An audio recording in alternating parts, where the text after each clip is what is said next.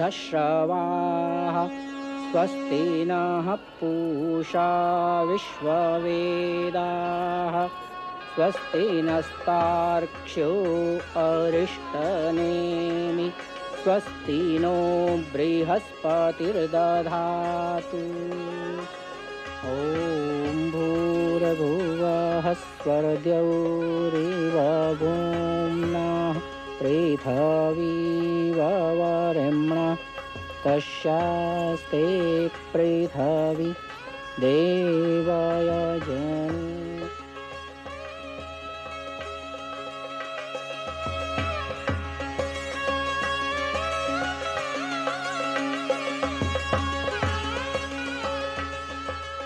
आयुष्मान भव, अखंड सौभाग्यवती भव।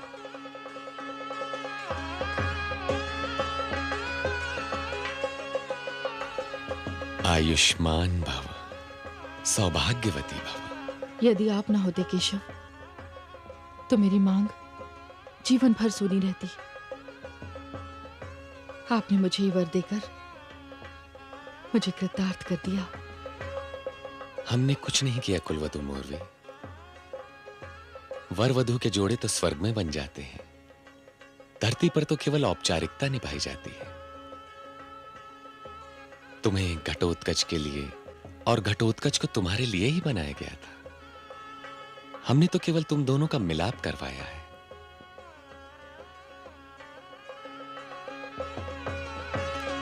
सौभाग्यवती भव, आयुष्मान भव। अब हमें आज्ञा दीजिए दादी माँ। बस पौत्र, इतनी शीघ्र मनोज गया अपनी दादी माँ से? अभी तो हमने वर वधु को जी भर के देखा भी नहीं। कुछ दिन और रुक जाते। अवश्य रुक जाता दादी माँ, किंतु हमें उस माता का आशीर्वाद भी लेना है जो यहाँ से दूर वन में आंखें बिछाए हमारी प्रतीक्षा कर रही होंगी। हिडिंबा को भी यहीं आ जाना चाहिए था। बहुत समय बाद तो हमारे कुल में कोई विवाह हुआ है। इस शुभ अवसर पर वो भी यहाँ होती तो कितना अच्छा होता। आप तो जानती हैं दादी माँ कि माता श्री ने अपने विवाह से पहले ही ये प्रतिज्ञा कर ली थी कि वो विवाह के पश्चात अपने जीते जी कभी पिताश्री के वंश या राजमहल में प्रवेश नहीं करेंगे। उस समय परिस्थितियां कुछ और थीं। हाँ पुत्र, उस समय परिस्थितियां कुछ और थी, परंतु आज तो परिस्थितियां बदल गई हैं ना। परिस्थितियां बदल जाएं तो सब कुछ बदल जाता है ना। परिस्थितियां बदली जा सकती हैं, किंतु प्रतिज्ञा ना बदली जा सकती है ना तोड़ी जा सकती है। वो तो एक बार हो गई सो हो गई। और आप तो माता श्री के स्वभाव से भली भांति परिचित हैं, वो कभी नहीं बदल सकती। हम सब भाभी श्री के स्वभाव से परिचित हैं, वो कभी नहीं बदलेंगी, क्योंकि वो उस कुल की वधू है जिस कुल ने पितामह भीष्म जैसे महापुरुष को जन्म दिया है। सारा संसार बदल जाए, उस कुल की रीति नहीं बदल सकती। धन्य है भाभी श्री हिडिंबा, जिन्होंने अपनी प्रतिज्ञा निभाने में हर सुख को बलिदान कर दिया। जाओ वत्स, हम सब तुम दोनों के सुखी जीवन की कामना करेंगे। आयुष्मान भव।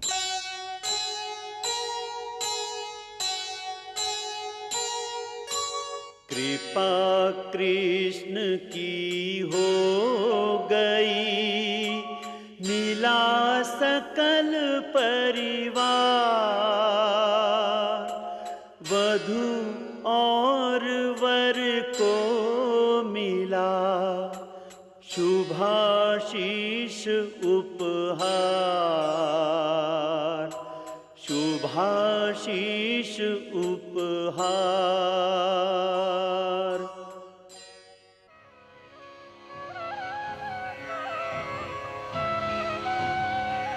आयुष्मान भव, अखंड सौभाग्यवती भव।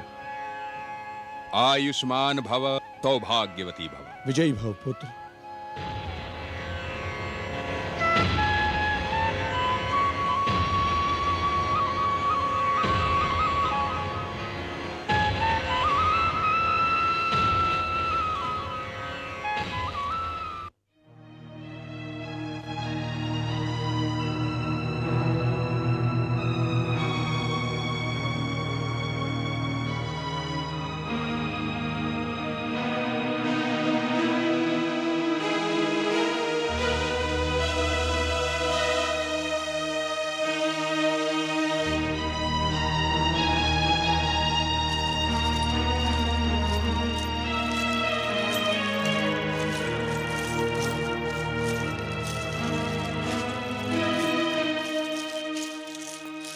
माताश्री, कहाँ हैं आप? देखिए मैं आपके लिए क्या लाया हूं। पुत्र,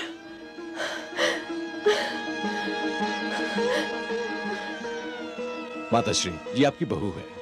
मौरवी, माताश्री के चरण स्पर्श करो। नहीं नहीं वधु, मेरे गले लग जाओ। मैं जानती थी यदि केशव ने तुम्हारे लिए किसी कन्या को चुना है तो वो जरूर चांद का टुकड़ा होगी। मैं आपकी सेविका हूँ माताश्री। नहीं नहीं, सेविका नहीं, संगिनी कहो। सच पूछो तो इस वन में अकेलेपन में मन बहुत घबरा जाता था, किंतु अब नहीं घबराएगा। अब तुम जो आ गई हो।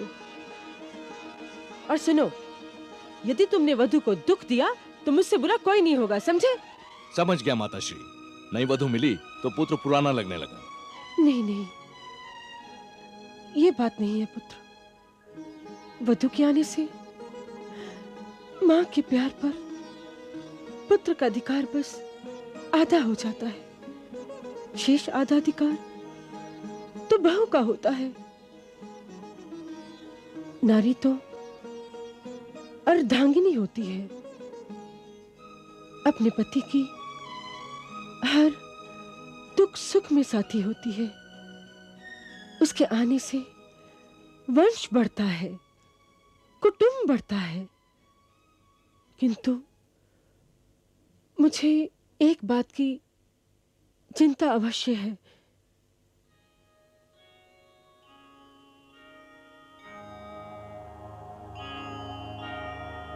किस बात की चिंता माताश्री? वधु, तुम महलों में पली हो। तुम्हारा अब तक का जीवन बहुत सुख और आनंद से बीता है। कहीं इस वन और कुटिया में तुम्हें कष्ट ना हो।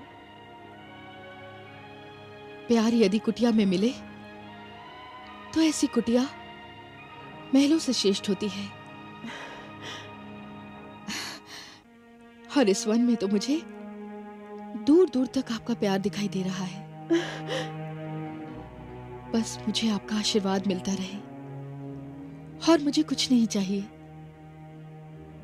मुझे आशीर्वाद दीजिए माताश्री कि मैं इस कुल की परंपरा का निर्वाह कर सकूं। वधु, भगवान तुझे सदा सुखी रखे।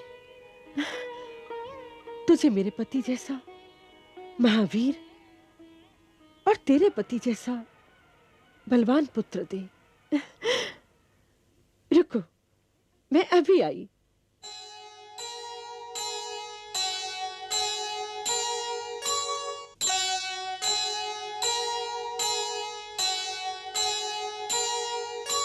लिए आरती हाथ में, भरे हृदय में प्यार, दुल्हन का स्वागत किया माँ ने अपने द्वार, माँ ने अपने द्वार। पुत्रवती भाव, आओ आओ। मैं समय हूं। घटोत्कच और मौरवी का विवाह संपन्न हो गया। दोनों एक दूसरे के प्यार की अथाह गहराइयों में डूब गए। किंतु ये बात केवल मुझे पता थी कि घटोत्कच और मौरवी का विवाह किसी कहानी का अंत नहीं, एक नई कहानी का प्रारंभ है। वो कहानी जिसकी परछाइयां उस महायुद्ध पर पड़ने वाली थी जो परिस्थितियों की मुट्ठी से निकलकर कुरुक्षेत्र में आने को बेचैन था। घटोत्कच और मौरवी का प्यार एक बालक बर्बरीक का रूप धारण कर चुका था। हिडिंबा उस बच्चे को पाकर खुशी से झूम उठी।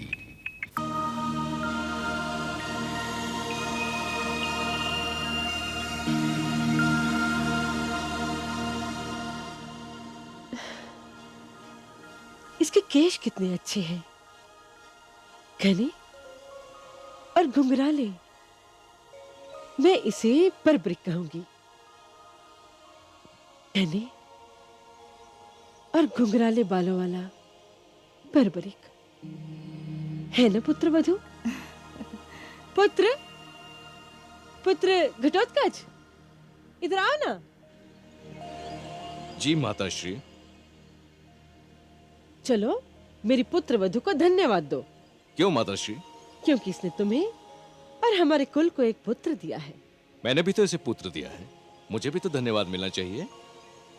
पुत्र पर पिता और माता का एक जैसा अधिकार होता है, किंतु पुत्र के जन्म में माता का योगदान पिता से कहीं अधिक और श्रेष्ठ होता है। पुत्र जन्म में जो कष्ट वो झेलती है वो पिता के वश की बात नहीं है। पुत्रवधु बच्चे को जन्म देके सारे परिवार को जो भेंट देती है, ऐसी भेंट तो कोई हो ही नहीं सकती। माता भगवान का दूसरा रूप है। भगवान को तो हम देख नहीं सकते, लेकिन माता को तो देख सकते हैं।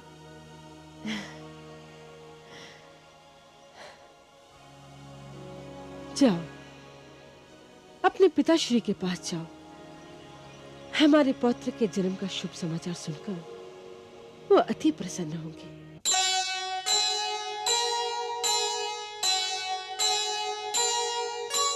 सुंदर रूप स्वरूप है, बरबरीक है नाम।